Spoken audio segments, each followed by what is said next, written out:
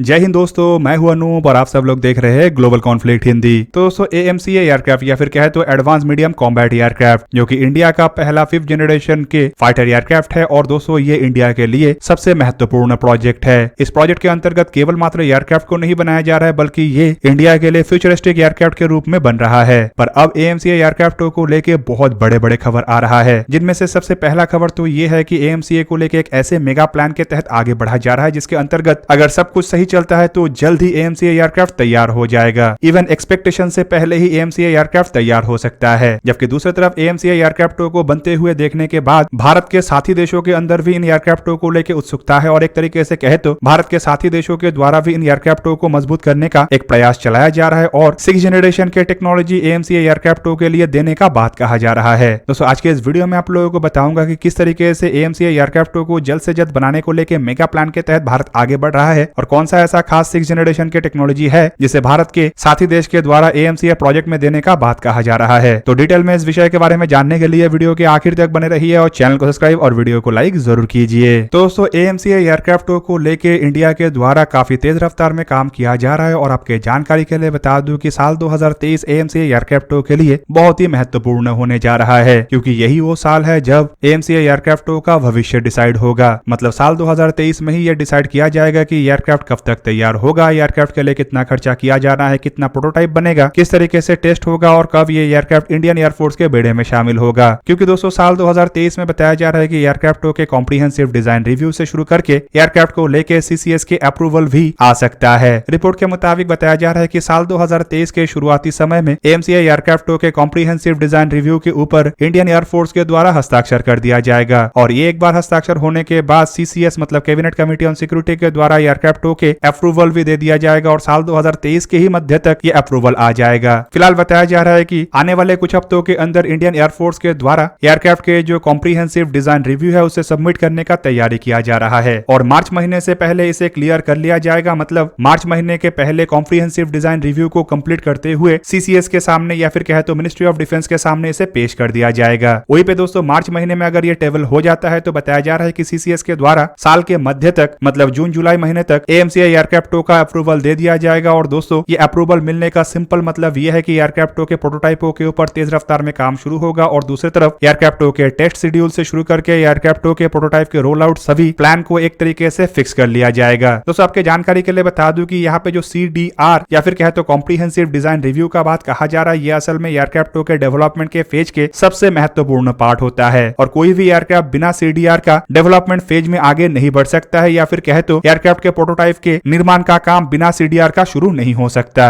Ordinary CDR के ऊपर हस्ताक्षर होने के 6 से 8 महीने के अंदर CCS के द्वारा एयरक्राफ्टों को लेके क्लियरेंस दे दिया जाता है और दोस्तों इसी कारण बताया जा रहा है कि साल 2000 के मध्य तक एयरक्राफ्टों को लेके CCS का क्लियरेंस आ जाएगा। रिपोर्ट के मुताबिक AMCA एयरक्राफ्टों के CCS के क्लियरेंस मिलने के बाद करीबन 15,000 करोड़ रुपए के अलॉटमेंट हो सकता है, जो एयरक्राफ्टों के प्रोटोटाइपों के निर्माण से शुरू करके एयरक्राफ्टों के टेस्ट इवन एयरक्राफ्टों के कई तरीके के अन्य फैब्रिकेशन के लिए भी होगा। हालांकि इसमें एयरक्राफ्टों के कुछ अन्य कंपोनेंटों के डेवलपमेंट भी शामिल है और साथ ही साथ एयरक्राफ्टों के इंफ्रास्ट्रक्चर को भी बनाने को लेके भी इसी बजट के अंदर काम करना है। दोस्तों माना जा रहा है कि साल 2023 के अंत तक अगर एयरक्राफ्टों के CCS क्लियरेंस भी हो जाता है तब भी एयरक्राफ्टों के जो रोल आउट है वो साल 2026 तक अंजाम दे दिया जाएगा। मतलब 24 और 25 2 साल ऐसा होगा कि इस 2 साल के दरमियान एयरक्राफ्टों के प्रोटोटाइप को संपूर्ण रूप से बनाया जाएगा और साल 2026 एयरक्राफ्टों के रोल आउट अगर होता है तो साल 2027 में एयरक्राफ्टों के फर्स्ट फ्लाइट को अंजाम दिया जाएगा। मतलब साल 2026 से लेकर साल 2027 के जो दरमियानी समय है, इस दरमियान एयरक्राफ्टों के ग्राउंड टेस्ट या फिर कहे तो टैक्सी ट्रायल जैसे टेस्ट को अंजाम दिया जा सकता है और उसके बाद थोड़ा बहुत अगर बदलाव करना है तो बदलाव के साथ इस एयरक्राफ्ट के फर्स्ट फ्लाइट को अंजाम साल 2027 में दिया जाएगा। तो साल 2027 में अगर एयरक्राफ्टों के फर्स्ट फ्लाइट होता है तो कम से कम 3 से 4 साल इन एयरक्राफ्टों के टेस्ट को अंजाम दिया जाना और उसके बाद एयरक्राफ्टों के क्लियरेंस के साथ एयरक्राफ्टों के प्रोडक्शन शुरू होगा। साल 2030-31 तक संभावित एयरक्राफ्टों के इनिशियल ऑपरेशनल क्लियरेंस या फिर कहे तो लिमिटेड सीरीज प्रोडक्शन का शुरुआत हो सकता है और साल 2032-33 तक शायद एयरक्राफ्टों को इंडियन एयरफोर्स के बेड़े में शामिल करना भी शुरू कर दिया जाए। अब दोस्तों एयरक्राफ्टों के निर्माण को लेकर जहां पे इतने महत्वपूर्ण डिसीजन साल 2023 में लिया जाना है तो वहीं पे आप लोगों के जानकारी के लिए बता दूं कि एयरक्राफ्टों के प्रोडक्शन और एयरक्राफ्टों के इंडियन एयरफोर्स के बेड़े में शामिल करने को लेकर डिसीजन ऑलरेडी लिया जा चुका है। AMCA एयरक्राफ्टों को बेसिकली 2 अलग अलग तरीके से बनाया जाएगा, जिनमें सबसे पहला एयरक्राफ्ट AMCA Mark 1 एयरक्राफ्ट होगा और दोस्तों रिपोर्ट के मुताबिक ये मार्क 1 एयरक्राफ्ट करीबन 75% इंडोजेनियस कंपोनेंटों से लैस होगा। तो वहीं पे दोस्तों आपके जानकारी के लिए बता दूं कि 2 स्क्वाड्रन मार्क 1 एयरक्राफ्ट को खरीदने को लेकर ऑलरेडी इंडियन एयरफोर्स की तरफ से कमिटमेंट किया जा चुका है। हालांकि मार्क 1 के बाद मार्क 2 एयरक्राफ्ट को और भी इंप्रूवमेंट के साथ बनाया जाएगा और रिपोर्ट के मुताबिक मार्क 2 एयरक्राफ्ट में करीबन 85 से 90% इंडोजेनियस कंपोनेंट होगा और इसमें इंडोजेनियस इंजन का भी इस्तेमाल किया जाएगा। मार्क 1 एयरक्राफ्ट में जहां पे जनरल इलेक्ट्रिक के F414 IN-S6 जैसे इंजनों का इस्तेमाल किया जाएगा और इसमें कुछ इंप्रूवमेंट के साथ इंजनों के संभावित थ्रस्ट को भी बढ़ाया जा सकता है। तो वहीं पे मार्क 2 एयरक्राफ्ट में एक इंडोजेनियस 110 से लेकर 120 किलोन्यूटन थ्रस्ट वाले इंजनों का इस्तेमाल होगा, जिस कारण इन एयरक्राफ्ट में इंडोजेनियस कंपोनेंटों की संख्या अधिक मात्रा में होगा। ऑलरेडी मार्क 2 एयरक्राफ्ट को लेकर भी इंडियन एयरफोर्स की तरफ से कमिटमेंट किया गया है और इंडियन एयरफोर्स करीबन 5 स्क्वाड्रन मार्क 2 एयरक्राफ्ट को इनिशियली खरीदेगा, मतलब टोटल 7 स्क्वाड्रन AMCA एयरक्राफ्ट को खरीदा जाएगा जो करीब करीब 140 के संख्या में होता है। जबकि दोस्तों माना जा रहा है कि प्रोडक्शन शुरू होने के बाद ये संख्या और भी बढ़ सकता है। दोस्तों एक तरफ जहां पे साल 2023 में इंडियन एयरफोर्स के महत्वपूर्ण एयरक्राफ्ट को लेकर बड़े डिसीजन लिया जाना है, तो वहीं पे दोस्तों इसे देखते हुए अब भारत के कुछ साथी देशों की तरफ से भी इसमें कंट्रीब्यूट करने का तैयारी किया जा रहा है। मतलब AMCA एयरक्राफ्ट को और मजबूत करने के लिए कुछ देशों की तरफ से ऑफर रखा जा रहा है, जो बेसिकली ब्रिटेन और जापान जैसे देश है। दोस्तों मैं यहाँ पे आप लोगों को इन दोनों देशों का बात इसलिए कर रहा हूँ क्योंकि ये दोनों देशों की तरफ से हाल ही में अपने 6th जनरेशन के फाइटर एयरक्राफ्ट के प्रोजेक्ट को मर्ज कर दिया गया है। ब्रिटेन के टेम्पेस्ट प्रोजेक्ट और जापान के FX जैसे फाइटर एयरक्राफ्ट के प्रोजेक्ट को अब मर्ज करते हुए एक ग्लोबल कॉम्बैट एयर प्रोग्राम के नाम से प्रोजेक्ट को आगे बढ़ाया जा रहा है, जो आने वाले समय में एक बेहतरीन एयरक्राफ्ट के रूप में आगे आएगा। और बताया जा रहा है कि इन एयरक्राफ्ट को डेवलप करने के लिए जो कंसोर्शियम का निर्माण किया जाना है, उस कंसोर्शियम की तरफ से एयरक्राफ्ट के कई तरीके के आधुनिक और फ्यूचरिस्टिक जहां पे कंपोनेंट मतलब सिस्टम और सब सिस्टमों का डेवलपमेंट किया जाएगा। तो वहीं पे इस तरीके के सिस्टमों को जापान और यूनाइटेड किंगडम जैसे देशों के साथी देशों के सामने भी ऑफर के तहत रखा जा रहा है, जिनमें भारत का भी नाम है। रिपोर्ट के मुताबिक इस कंसोर्शियम के द्वारा एयरक्राफ्ट के इंजन, रडार और कई तरीके के डिफेंसिव सिस्टम के साथ साथ कई तरीके के अन्य ऑनबोर्ड और एवियोनिक्स जैसे कंपोनेंटों का निर्माण किया जाना है और इन कंपोनेंटों का ऑफर इस कंसोर्शियम की तरफ से Bharat, Korea, Taiwan, even Indonesia के सामने भी रखा जा सकता है। अब दोस्तों यहाँ पे आप लोगों को यह भी जान के रखना चाहिए कि अगर भारत के सामने ऐसे कंपोनेंटों का ऑफर रखा जा रहा है तो सिंपली इसमें भारत को अगर किसी एक कंपोनेंट को लेके इंटरेस्ट होगा तो वो है जेट इंजन, क्योंकि ऑलरेडी AMCA एयरक्राफ्ट के जेट इंजन को लेके भारत ब्रिटेन और फ्रांस जैसे देशों के साथ बातचीत कर रहा है। जबकि इसके अलावा ज्यादातर कंपोनेंट भारत अब तक बना चुका है या बना रहा है, जिनमें रडार से लेके एवियोनिक्स, इवन लैंडिंग गियर से लेके एयरक्राफ्ट के इजेक्शन सीट्स तक शामिल है। केवल मात्र भारत को अगर किसी एक चीज में कमी है तो वो है जेट इंजन, और इस तरीके के जेट इंजन को बनाना भारत के लिए अति आवश्यक है। और दोस्तों आपके जानकारी के लिए बता दूं कि रोल्स रॉयस जैसे कंपनी ऑलरेडी भारत के साथ जेट इंजन को निर्माण करने को लेकर कोऑपरेट करना चाहता है, जबकि इस रेस में फ्रांस के सैफ्रॉन कंपनी और अमेरिका के जनरल इलेक्ट्रिक जैसे कंपनी भी शामिल है। रोल्स रॉयस की तरफ से पहले भी टेम्पेस्ट प्रोग्राम के अंतर्गत भारत को जोड़ने का बात कहा गया था और ये भी कहा गया था कि टेम्पेस्ट प्रोजेक्ट के अंतर्गत जो नए इंजन का डेवलपमेंट किया जाएगा उसे भारत और ब्रिटेन मिलकर डेवलप करेगा ताकि दोनों ही इसका इस्तेमाल कर सके। हालांकि दोस्तों भारत इस तरीके के इंजन को संपूर्ण टेक्नोलॉजी ट्रांसफर और इंटेलेक्चुअल प्रॉपर्टी राइट के तहत हासिल करना चाहता है और दोस्तों यही को डेवलपमेंट में एक बहुत बड़ा बाधा भी बना हुआ है। फिलहाल अगर देखा जाए तो बीते कुछ महीनों के अंदर भारत के सामने इंजनों को लेके जो ऑफर आया है उसमें इन कंपनियों के रवैयों में भी नरमी आया है और रिपोर्ट के मुताबिक फिलहाल ये जो कंपनी है ये इंटेलेक्चुअल प्रॉपर्टी राइट से शुरू करके टेक्नोलॉजी ट्रांसफर में भी हामी भर रहा है और रोल्स रॉयस कंपनी की तरफ से अपने EJ200 सीरीज के जेट इंजनों के बेस पे मतलब यूरोफाइटर टाइफून एयरक्राफ्टों के इंजनों के बेस पे 110 किलोन्यूटन थ्रस्ट वाले इंजनों को डेवलप करके देने का बात कहा गया है। तो वहीं पे सैफ्रॉन कंपनी M88 मतलब राफेल इंजनों के बेस पे इंजनों को डेवलप करके देने का बात कर रहा है। फिलहाल दोस्तों देखना है कि ग्लोबल कॉम्बैट एयर प्रोग्राम के अंतर्गत एक्चुअली में किस तरीके के टेक्नोलॉजी का ऑफर भारत के सामने रखा जाता है और अगर इस तरीके का कोई ऑफर रखा जाता है तो भारत इसे लेके क्या जवाब देता है। पर मेरा मानना यह है कि शायद इन ऑफरों में जेट इंजन का ही ऑफर होगा और अगर जेट इंजन का ऑफर होता है तो ये सैफ्रॉन जैसे कंपनी के लिए एक महत्वपूर्ण या फिर कहे तो बहुत बड़ा चुनौती होगा, क्योंकि सैफ्रॉन ऑलरेडी जेट इंजन के डील को हासिल करने के काफी नजदीक है। तो दोस्तों ये था आज का वीडियो। अगर आपको वीडियो अच्छा लगा तो लाइक कीजिए और मेरे चैनल को सब्सक्राइब कीजिए और साथ में बना हुआ बेल आइकन को भी प्रेस कर दीजिए ताकि आप मेरा वीडियो देख पाए सबसे पहले। जय हिंद।